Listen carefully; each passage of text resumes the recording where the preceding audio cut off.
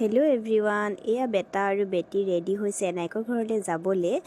তাৰপিছত আমি আহি পাই গ'লোহি, কিন্তু গাড়ীত ভিডিঅ'টো কৰিবলৈ নহ'ল, বেটা ইমান আমনি কৰিলে।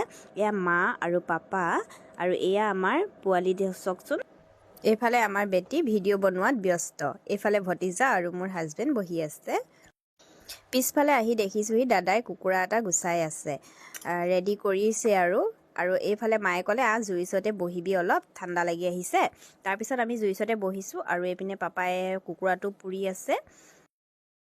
তাৰপিছত আমাৰ বেটা ষ্টাৰ্ট হৈ গ'ল দৌতিয়কক নচুৱাবৰ কাৰণে। আমাৰ ল'ৰাটো এনেও গান শুনিলে ৰখি থাকিব নোৱাৰে। এয়া হৈছে বৌ আৰু এয়া হৈছে বাইক ভনীয়েক দুইজনী, পূৰা লাগি গৈছে ডান্স কৰিবৰ কাৰণে।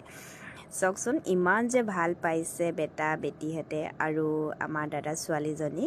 আৰু এয়া হৈছে মোৰ ভাইটি, মমাইক ভাগিনীয়ে কি ডান্স দেখিছেনে বাৰু, এনেকুৱা ডান্স কৰিছে মানে সিহঁতি।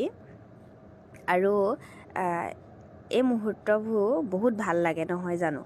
আৰু এনেও ল'ৰা ছোৱালীবোৰে এনাইক দৌতিয়েকহঁতৰ ঘৰ বুলি ক'লে এনেও অলপ মানে বেছি ভাল পায়। সেয়াই স্মৃতি হিচাপে এনেকৈ অকণ ভিডিঅ' কৰি ৰাখি থ'লোঁ। আৰু আমাৰ বেটাটোৱে আকৌ দৌতিয়েকক এৰিয়ে নিদিয়ে, দৌতিয়েকৰ লগত নাচি থাকিবলৈ লাগে।